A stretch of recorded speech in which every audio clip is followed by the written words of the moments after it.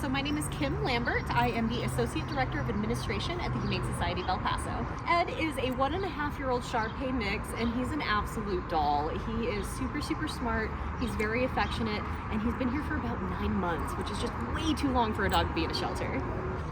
I absolutely love this boy. He is so stinking smart. He's a cuddle bug. He is playful, like putting his nose in places. But he's a wonderful dog. He's very affectionate with folks, with people.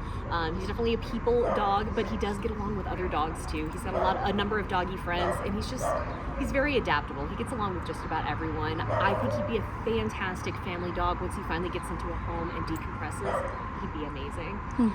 He is great on a leash. He walks great. He loves playing with toys, and he's kind of got a great combination of being a little bit independent, does his own thing, but also seeks out that love and attention from people too.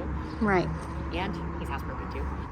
Ed, I think being in the foster families, because he's been in 2 fosters since he's been here, and I think being in those foster families have helped him quite a bit, because working at the shelter, we only ever see him in the shelter, and so we kind of see that grumpier side of him a lot of times. But the foster families are able to take him home, give him that break, and we see his true personality come out. And that's when we kind of started learning how cuddly he really was. And so we took him out of the kennel more often, gave him more opportunities to express that love and that attention. So I feel like he's become a little bit more comfortable with the people working here. He's become more comfortable with strangers. And he's kind of given that opportunity to let that personality come out, but it really flourishes in a home. Ed loves like the rubber toys, like Pons that are full of like peanut butter and stuff that he can chew on. Loves sinking his teeth into a nylabone. But I honestly think his favorite thing is being out with people, with other dogs, and going for walks. He walks like a dream. Right. And cuddles. He likes cuddles. And cuddles. If folks are interested in fostering, whether it's our pregnant moms, neonates, all the way up to long-term residents like Ed, we provide everything you need for that. So there is no cost to somebody who wants to foster, which is what makes it such a great way to just kind of see if owning a pet is a good option for you. We're going to provide all of the equipment you need, all of the food, and as long as they're a foster, they still receive medical care for their pet. So one of the things that Ed has to deal with being in the shelter is not an unusual thing for animals in the shelter.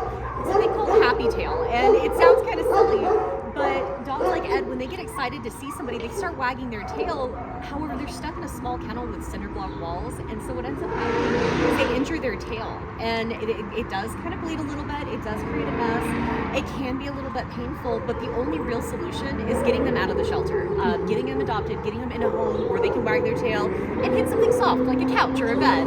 So that way it goes away.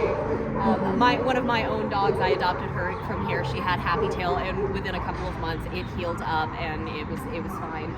But it hurts my soul to think that they're so happy to see people and they're hurting because of it. So the best way is get him out of the shelter. We haven't formally introduced him to another cat, but based on his temperament and how adaptable he is, I think that there's a lot of potential there. Now, that doesn't mean we just like shove him and the cat together. You know, we like a slow introduction, making sure everybody's comfortable, and our staff can always advise somebody on how to do that best. But I think there's a lot of potential for him. Yes, it's very rare that we see him making a mess in his kennel. All of our dogs have access to like an inside and an outside. He usually goes on the outside, so at the very least he does that. He does go potty on his walks when we take him out as well. So he's showing a lot of indications that he knows that. Our fosters have even said that he does not have access to the house. I think he would be amazing. I think with proper introduction to children, I think he's adaptable and calm enough to really get used to children. I think he'd be great for anybody. An older couple that just wants somebody who's going to be relaxed and go for evening walks, he'd be great there. First-time pet owner family, I think he'd be fantastic for that. Even somebody who wants to go running and exercise a lot, he's got the energy to keep up with that. Like I said, super adaptable dog. I think he's got many options for a perfect family.